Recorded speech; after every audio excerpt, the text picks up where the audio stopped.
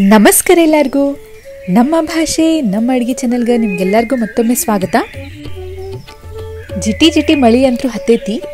ಇಂಥ ಟೈಮ್ ಒಳಗೆ ಬಿಸಿ ಬಿಸಿ ಅನ್ನದ ಜೊತೆ ಖಾರಂದ ತಿಳಿ ಸಾರಿದ್ರೆ ಎಂಥ ಮಸ್ತ್ ಅನಿಸ್ತೈತ್ರಿ ತಿನ್ನಾಕ. ಹಂಗೆ ಕುಡಿಯಾಕೂ ಭಾಳ ರುಚಿ ಅನಿಸ್ತೈತಿ. ಇವತ್ತು ನಾನು ನಿಮ್ಗೆ ಮಸ್ತ್ ತಿಳಿ ಸಾರು ಅಥವಾ ರಸಮ್ ರೆಸಿಪಿ ತೊಗೊಂಡು ಬಂದೇನಿ. ಇದನ್ನು ಯಾವ ರೀತಿ ಮಾಡ್ಬೇಕಂತ ಹೇಳಿ ನೋಡೋಣ. ಸೊ ನಡ್ರಿ ಸ್ಟಾರ್ಟ್ ಮಾಡೋಣ.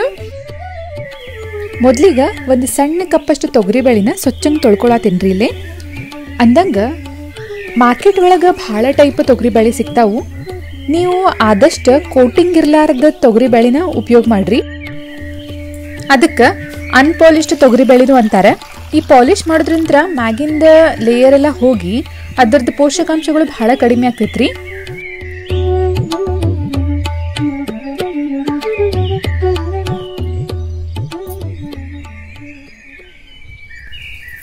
ಬ್ಯಾಳಿ ಬೇಯಾಕ ಸ್ವಲ್ಪ ಅರಿಶಿನ ಮತ್ತು ಸ್ವಲ್ಪ ಮ್ಯಾಗ ಎಣ್ಣೆ ಹಾಕೋರಿ.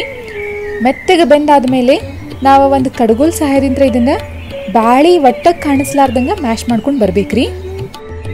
ಈಗ ತಿಳಿ ಸಾರು ಮಾಡೋಕೆ ಒಂದು ಕೆಲಸ ಅಂತೂ ಮುಗೀತು. ನಂತರ ಏನು ಮಾಡ್ಬೇಕಂತ ಹೇಳಿ ತೋರಿಸ್ತೀನಿ.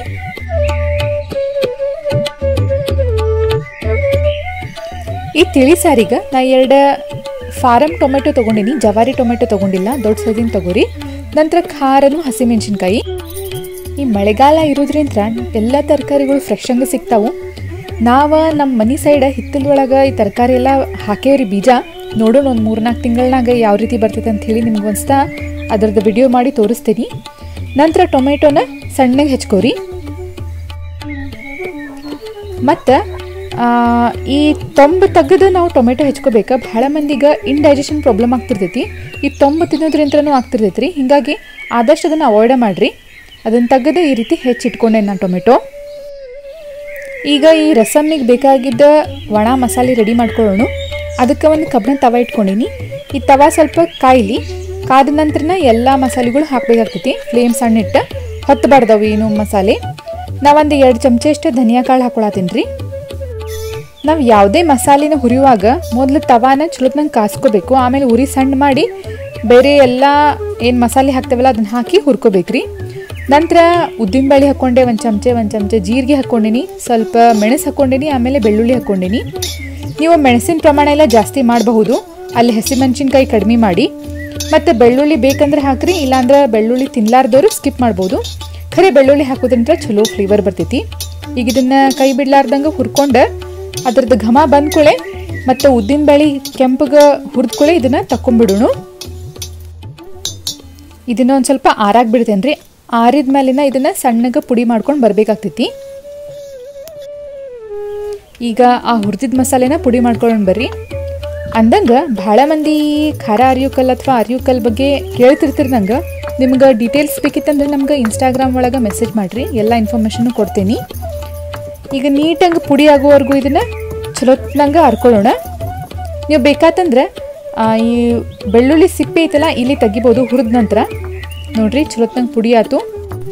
ಮತ್ತು ಈ ಮಳೆಗಾಲದಾಗ ಹಗಲೇ ಮೊಗಲೇ ನೀವು ಈ ತಿಳಿ ಸಾರನ್ನ ತಿಂತಿದ್ರೆ ನಿಮ್ಗೆ ಕೆಮ್ಮು ನೆಗಡಿ ಪ್ರಾಬ್ಲಮ್ ಬರೋಂಗಿಲ್ಲ. ಆಮೇಲೆ ನೀವು ಈ ಮಸಾಲನ ಮಾಡಿ ಒಂದು 15 ದಿವಸವರೆಗೂ ಫ್ರಿಜ್ ಒಳಗೆ ಏರ್ ಟೈಟ್ ಕಂಟೈನರ್ ಹಾಕಿ ಸ್ಟೋರ್ ಮಾಡಿ ಇಡಬಹುದು. ಬೆಳ್ಳುಳ್ಳಿ ಇರೋದ್ರಿಂದ ಫ್ರಿಜ್ನಾಗ ಇಡಬೇಕಾಗ್ತೈತಿ, ಇಲ್ಲಾಂದ್ರೆ ಸ್ವಲ್ಪ ವಾಸನೆ ಬಂದಂಗೆ ಆಗ್ತೈತಿ ರೀ. ನೀಟಾಗಿ ಹುರಿದ್ರೆ ಬರೋದಿಲ್ಲ. ನಂತರ ಈಗ ಒಗ್ಗರಣೆ ಹಾಕೊಂಡ್ಬಿಡೋಣ. ಒಗ್ಗರಣೆಗೆ ನಾನು ಒಂದು ಮಣ್ಣಿಂದ ಪಾತ್ರೆ ಇಟ್ಕೊಂಡಿನಿ. ಅದಕ್ಕೆ ಎಣ್ಣೆ ಹಾಕೊಳತ್ತೀನಿ.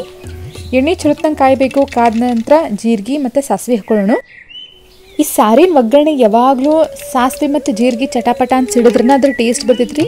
ಇಲ್ಲಾಂದ್ರೆ ಸಾಸಿವೆದ ಕಹಿ ಕಹಿ ವಾಸನೆ ಹಂಗೆ ಬರ್ತೈತಿ. ಮತ್ತು ಜೀರಿಗೆ ಫ್ಲೇವರ ಬಿಟ್ಕೊಳಂಗಿಲ್ಲ ಕರಿಲಿಲ್ಲ ಅಂದರೆ.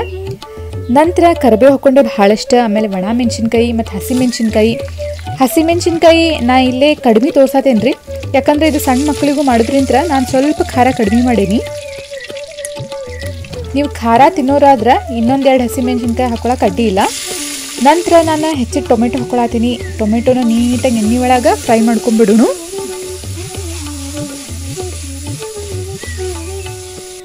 ನಂತರ ರುಚಿಗೆ ತಕ್ಕಷ್ಟು ಹರಳುಪ್ಪು ಯೂಸ್ ಮಾಡಕತ್ತೇನೆ ರೀ. ಇಲ್ಲೇ ಅರಿಶಿನೂ ಹಾಕೋರಿ. ನೀವು ಅರಿಶಿನ ಹಾಕೋದು ನಾನು ಮರ್ತಿದ್ದೆ ಇಲ್ಲೇ. ಆಮೇಲೆ ರುಬ್ಬಿದ್ದ ಪೌಡ್ರ್ ಹಾಕೊಳತ್ತೀನಿ, ಅಂದರೆ ಪೌಡ್ರ್ ಮಸಾಲೆ. ಈಗ ಇದನ್ನು ಸ್ವಲ್ಪ ಎಣ್ಣೆ ಒಳಗೆ ಹುರ್ಕೊಳ್ಳೋಣ. ಭಾಳ ಏನು ಬೇಡ, ಸ್ವಲ್ಪ ಸ್ವಲ್ಪ ಹಸಿ ವಾಸನೆ ಹೋದರೆ ಸಾಕ್ರಿ. ಯಾಕಂದ್ರೆ ಮೊದಲು ನಾವು ಹುರಿದೇವಿ ಇದನ್ನು. ನಂತರ ನಾನು ತೊಗರಿಬೇಳೆನ ಈ ರೀತಿ ಪೂರ ನುಣ್ಣಗೆ ಕಡ್ಕೊಂಬಿಟ್ಟನ ಅದನ್ನು ಹಾಕ್ಕೊಳಕತ್ತೆ ನೀರು ಸಮೇತ. ಎಲ್ಲನೂ ನೀಟಂಗೆ ಮಿಕ್ಸ್ ಮಾಡ್ಕೊಂಡು ಒಂದ್ಸತ.